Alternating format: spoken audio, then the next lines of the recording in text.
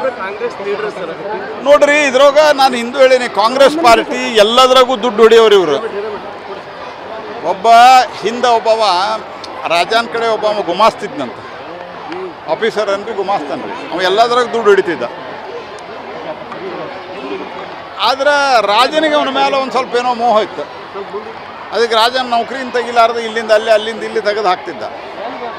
ಒಂದು ದಿವ್ಸ ಕಡಿಕೆ ಅವನ್ನ, ನೀನು ಸಮುದ್ರದ ಬಾಜುಕ ನೀವು ಹೋಗಿ ಕೂಡು, ನಿನ್ನ ಕೆಲಸ ಏನಿಲ್ಲ, ಮುಂಜಾನಿಂದ ಸಂಜೆ ತನಕ ತೆರಿ ಎಷ್ಟು ಬರ್ತಾವ ಅವ್ನು ಎಣಿಸ್ಬೇಕು ಅಂತ ಹೇಳಿದ್ನಂತ.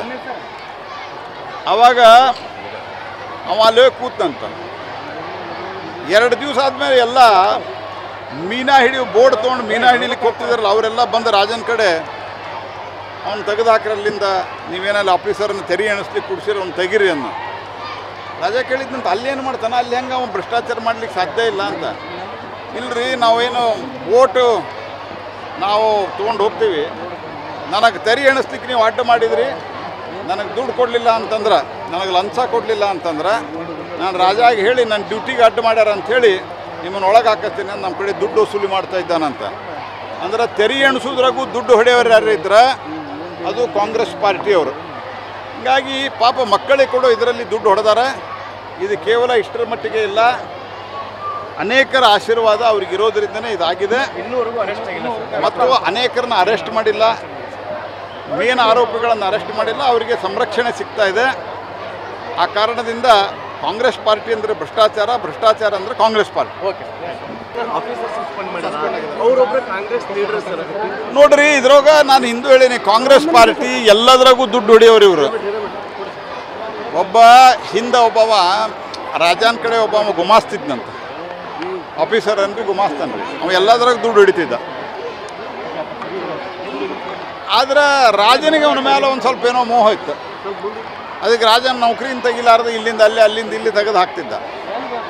ಒಂದು ದಿವ್ಸ ಕಡಿಕೆ ಅವನ್ನ, ನೀನು ಸಮುದ್ರದ ಬಾಜುಕ ನೀವು ಹೋಗಿ ಕೂಡು, ನಿನ್ನ ಕೆಲಸ ಏನಿಲ್ಲ, ಮುಂಜಾನಿಂದ ಸಂಜೆ ತನಕ ತೆರಿ ಎಷ್ಟು ಬರ್ತಾವ ಅವ್ನು ಎಣಿಸ್ಬೇಕು ಅಂತ ಹೇಳಿದ್ನಂತ.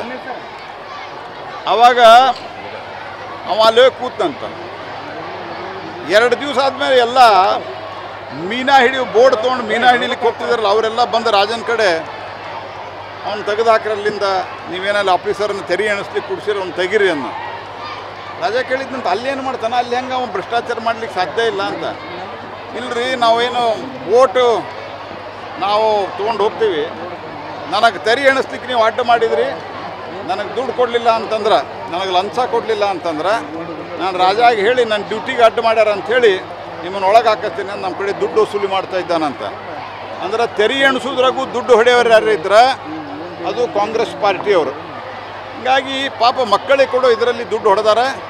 ಇದು ಕೇವಲ ಇಷ್ಟರ ಮಟ್ಟಿಗೆ ಇಲ್ಲ, ಅನೇಕರ ಆಶೀರ್ವಾದ ಅವ್ರಿಗಿರೋದ್ರಿಂದನೇ ಇದಾಗಿದೆ. ಇನ್ನೂವರೆಗೂ ಅರೆಸ್ಟ್ ಆಗಿಲ್ಲ ಮತ್ತು ಅನೇಕರನ್ನ ಅರೆಸ್ಟ್ ಮಾಡಿಲ್ಲ, ಮೇನ್ ಆರೋಪಿಗಳನ್ನು ಅರೆಸ್ಟ್ ಮಾಡಿಲ್ಲ, ಅವರಿಗೆ ಸಂರಕ್ಷಣೆ ಸಿಗ್ತಾ ಇದೆ.